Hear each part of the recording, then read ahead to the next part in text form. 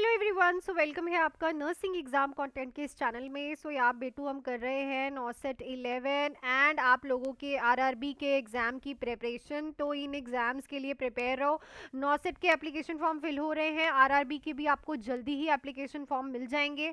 तो चलो चलते हैं। ऑलरेडी 20 क्वेश्चन हम कर चुके हैं। ये सीरीज मैंने स्टार्ट की है अभी परसों से ही। सो आज हम थर्ड क्लास ले रहे हैं, ऐसे 10-12 क्वेश्चन जो कि बहुत इंपॉर्टेंट है। तो पहला ही आज का क्वेश्चन है, which of the following should first alert the nurse that a child is haemorrhagic after tonsillectomy. तो एक बच्चा है जिसकी आपने टाउंसल्स को रिमूव किया है, तो इनमें से कौन सी चीज बताएगी कि बच्चे को हैमरेजिंग हो रही है, ब्लीडिंग हो रही है?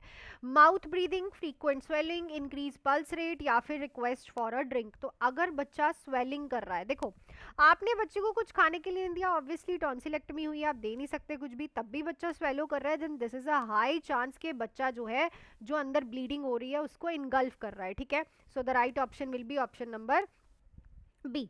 नेक्स्ट क्वेश्चन पे चलते हैं। The nurse is caring for a client who has been on a bed rest for several weeks. तो एक क्लाइंट की आप केयर कर रहे हो जो कि बेड रेस्ट पे है बहुत हफ्तों से।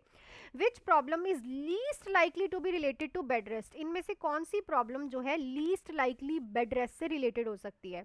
Muscle atrophy, hypostatic pneumonia, varicose vein, thrombo फेल्बाइटस।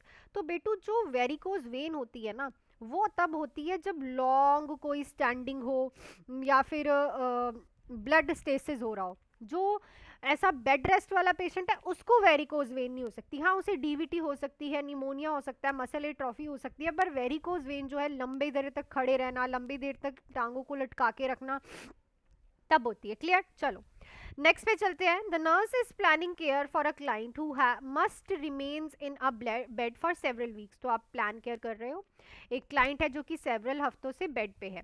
Which action will do most to prevent the development of pressure ulcer? इनमें से कौन सा एक्शन जो है प्रेशर अल्सर्स को प्रिवेंट करने के लिए आप करोगे?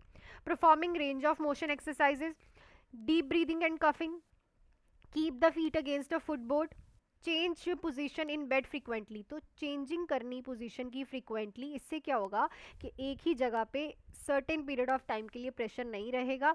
जब आप पोजीशन चेंज करोगे तो वहाँ पे सर्कुलेशन होती रहेगी। ठीक है, और ये सबसे इंपॉर्टेंट होता है अगर बेड सोर से पेशेंट को बचाना है, तो उसकी पोजीशंस को चेंज करते रहो जब वो लेटा हुआ है। ठीक है, so the right option will be option number 4। Next है, the nurse is observing a certified nursing assistant move a client. तो एक सर्टिफाइड नर्सिंग असिस्टेंट है, वो क्लाइंट को मूव कर रहा है। Which action is observed indicate that the nursing assistant need more instruction? इनमें से कौन सा एक्शन नर्सिंग असिस्टेंट करेगा जिससे आपको पता चल जाएगा कि इसे और इंस्ट्रक्शंस देने की जरूरत है? The assistant stand with the feet spread apart, the assistant bend from the waist, the assistant turn her whole body, the assistant keep her back straight. देखो कभी भी वेस्ट को बेंड नहीं करना होता, हमेशा नीज को बेंड करने के लिए बोला जाता है। This is the body mechanics. ठीक है, और नर्स के लिए बॉडी मैकेनिक्स यूज करने इज वेरी इंपॉर्टेंट, क्योंकि उसको रेगुलरली केयर करनी है। अगर वो खुद से ही बॉडी मैकेनिक्स गलत यूज करेगी तो उसको दिक्कत हो सकती है। ठीक है, तो बाकी सारे ऑप्शंस तो ठीक है, पर अगर वो वेस्ट को बेंड कर रहा है then this is a right, not a right option. Knees को बेंड करना इज इंपॉर्टेंट। नेक्स्ट क्वेश्चन पे चलते हैं। An adult client who is ambulating in the corridor with the nurse become dizzy and faint. तो adult client जो कि corridor में घूम रहा था ना, वो एकदम से डिजी हो गया और फेंट, गिर गया। What should the nurse do at that time? तो इस टाइम पे अब नर्स क्या करेगी यार? Have her put her head between her legs, quickly go to get help, guide her to a chair in a corridor and ease her into it, and encourage the client to walk faster. So यहाँ पे आप क्या करोगे? उसे chair तक लेके जाओगे, corridor तक, और उसे ईज करोगे। देखो यहाँ पे आप कुछ नहीं कर सकते फिलहाल के लिए, क्योंकि वो फेंट हो चुका है, कॉरिडोर में घूम रहा है, घूम घूम के, है ना। तो यहाँ पे आप क्या करोगे? उसे चेयर तक गाइड करोगे और ईज करोगे। तो right option will be option number 3। Next question पे चलते हैं। उससे पहले नॉर्सेट 11 का क्रैश कोर्स ओनली 999 में आप ज्वाइन कर सकती हो बेटा। Nursing exam content Mohali app download करना है, या इस नंबर पे मुझे कॉल मैसेज कर देना, आपको डिटेल्स मिल जाएंगी। Full theory, MCQs, test series सब कुछ इंक्लूडेड रहेगा इसमें। एंड आरआरबी और नॉर्सेट 12 के लिए हमारा मंजिल बैच जो है बेटा वो स्टार्ट हो गया है। ठीक है, जिसमें आपको मिल जाएंगे 4 और 6 मंथ्स के बैचेस, ठीक है, जिसमें आपको full theory, MCQs, test series सब कुछ मिलने वाला है। आप ज़रा एक बार रिव्यूज़ चेक कर सकते हो, सिलेक्शंस देख सकते हो, बच्चों ने तैयारी करनी स्टार्ट कर दी है, हर एक चीज़ आपको क्लासेस में अवेलेबल मिलने वाली है। फिर चाहे आप नॉर्सेट 11 के क्रैश कोर्स में आओ, चाहे नॉर्सेट 12 और आरआरबी के फुल बैच मंजिल में आओ, ठीक है। तो नेक्स्ट क्वेश्चन पे हम चलते हैं बेटा। A nurse is caring for a client admitted with sickle cell crisis. बच्चा आया है सिकल सेल क्राइसिस के साथ, ठीक है। What assessment finding is not consistent with this diagnose? तो कौन सी असेसमेंट फाइंडिंग इस डायग्नोज के साथ नहीं होती है? तो enlarged liver and spleen, jaundice and ictus, decreased WBC count, abdominal and joint pain. So that is a बेटा jaundice and ictus जो है वो इससे नहीं होता है, ठीक है, वो लीवर की प्रॉब्लम से होता है। हाँ, WBC कम हो जाना, लीवर स्प्लीन में हिपैटोमेगैली, स्प्लीनोमेगैली होना, abdomen में और जॉइंट पेन, ये है सिकल सेल के असेसमेंट फाइंडिंग्स। बट जो जॉन्डिस है और इक्टस है वो इसकी कोई कंसिस्टेंट फाइंडिंग्स नहीं है, ठीक है। So the right option will be option number 2। Next है, an adult has low back pain, low back pain है, which position is likely be most comfortable for the client? कौन सी पोजीशन यहाँ पे क्लाइंट के लिए कंफर्टेबल रहेगी? Prone, supine, side line with knee flexed, semi sitting with the leg. So यहाँ पे जो राइट ऑप्शन रहेगा that is a semi sitting with leg extended, थोड़े से लेग एक्सटेंड करके सेमी सिटिंग पोजीशन दोगे, इससे उसके लोअर बैक, जब आपने लेग को एक्सटेंड किया ना तो उसके लोअर बैक पे जो है पेन नहीं, वेट नहीं डलेगा। नेक्स्ट है, one of the campers at summer camp, तो समर कैंप पे एक कैंपर के स्प्रेन हो गया एंकल पे। What action can the nurse take to help reduce the pen?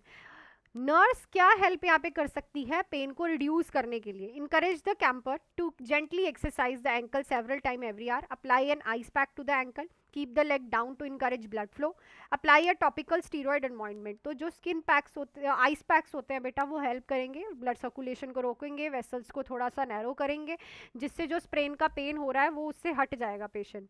तो राइट ऑप्शन यहाँ पे क्या रहेगा हमारे पास? Option number 2। नेक्स्ट है, a home care client, she is having a difficulty getting to sleep at night। तो एक होम केयर क्लाइंट है जिसे डिफिकल्टी हो रही है रात को सोने में। what suggestion could the nurse make to help the client? कौन से यहाँ पे सजेशन नर्स देगी क्लाइंट को हेल्प करने में? Exercise shortly before going to bed, ठीक है, एक्सरसाइज करे शॉर्टली बेड पे जाने से पहले, ठीक है, या फिर drink cola beverages during the evening, cola पिए, watch television after going to bed, या फिर वार्म ड्रिंक करे मिल्क को before going to the bed. तो यहाँ पे मिल्क जो है बहुत अच्छा ऑप्शन रहता है, warm milk, look warm milk, जो कि स्लीप इंड्यूस कराने में हेल्प करता है। सो आप जो है ये पेशेंट को सजेस्ट कर सकते हो, बाकी सारे ऑप्शंस जो है वो बेटू गलत है। नेक्स्ट है, the client has blood gas values, pH जो है 7.35 है, कार्बन डाइऑक्साइड 60 बढ़ी हुई है, पीएच जो है कंपनसेट करने का ट्राई कर रही है, बाइकार्बोनेट 34 है और ऑक्सीजन 60 है बेटा। Nurse correctly interrupt these two indicate the client is eight which stage. तो याद रखो यहाँ पे कार्बन डाइऑक्साइड भी ऑल्टर है और बाइकार्बोनेट आयंस भी ऑल्टर है, पीएच नॉर्मल है, तो ये तो कंपनसेटरी है क्या? सो ये है कंपनसेटेड रेस्पिरेटरी एसिडोसिस। क्योंकि कंपनसेटेड है, पार्शियली कंपनसेटेड नहीं है, इसलिए हमने 2 को टिक नहीं किया है, ये दोनों तो आएंगे ही नहीं क्योंकि ये कंपनसेटेड है। जब दोनों वैल्यूज अब नॉर्मल होती हैं और पीएच बिल्कुल नॉर्मल होती है then it is a compensated. Clear?